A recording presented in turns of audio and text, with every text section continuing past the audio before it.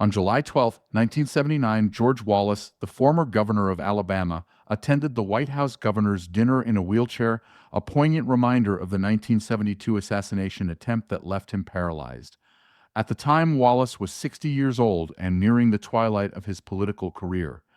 The attack, which occurred during his third presidential campaign, drastically altered his life and political trajectory, forcing a reckoning with the divisive legacy he had built over the decades. Wallace's early political career was defined by his staunch segregationist stance, epitomized by his infamous 1963 stand in the schoolhouse door to block two black students from enrolling at the University of Alabama.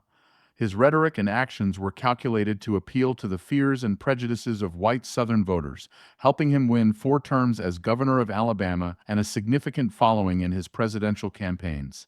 However, the assassination attempt in 1972, which left him confined to a wheelchair, marked the beginning of a profound transformation. In his later years, Wallace publicly renounced his segregationist beliefs, expressing deep regret for the harm he had caused. He apologized to civil rights leaders and African American communities, including a public visit to Dexter Avenue Baptist Church in Montgomery, where Dr. Martin Luther King Jr. once preached.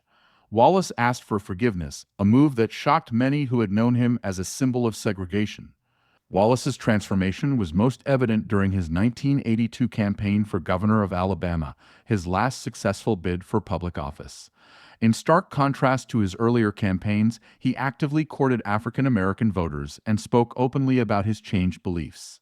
His campaign included outreach to black churches, community leaders, and civil rights activists, and he promised to govern for all Alabamians, regardless of race.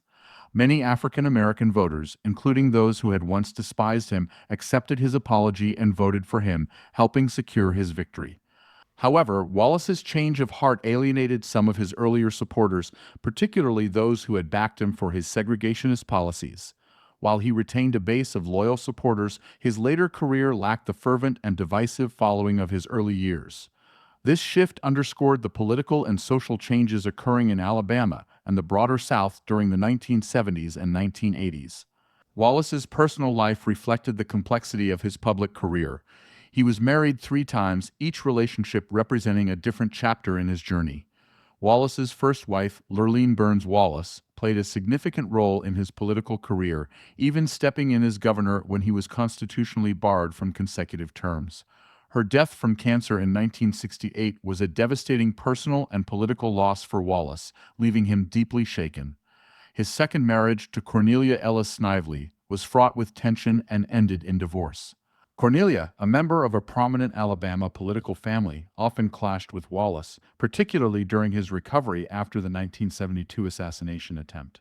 Wallace's third marriage to Lisa Taylor, a country music singer 35 years his junior, coincided with his period of reconciliation and transformation.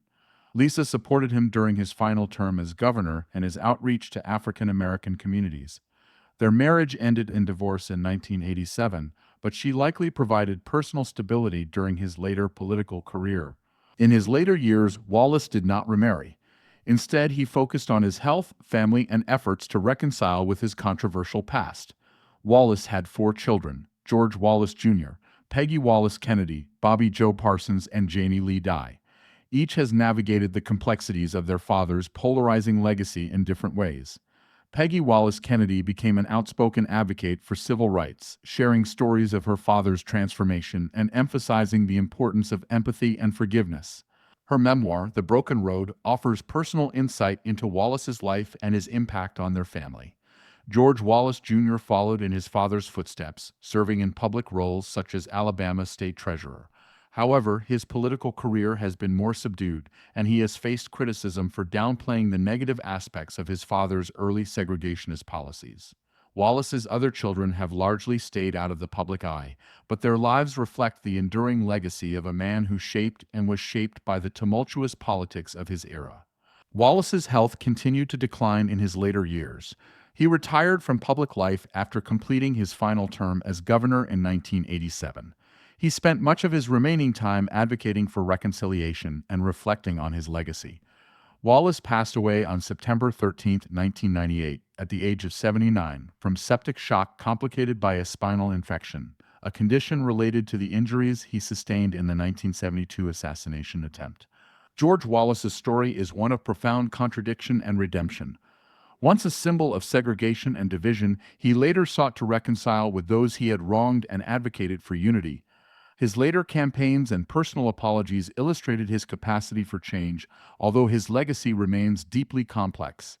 The image captured by John Whitman for Washington Dossier on that evening in 1979 underscores Wallace's resilience, his transformation, and the ongoing dialogue about the capacity for individuals to change even after a divisive past.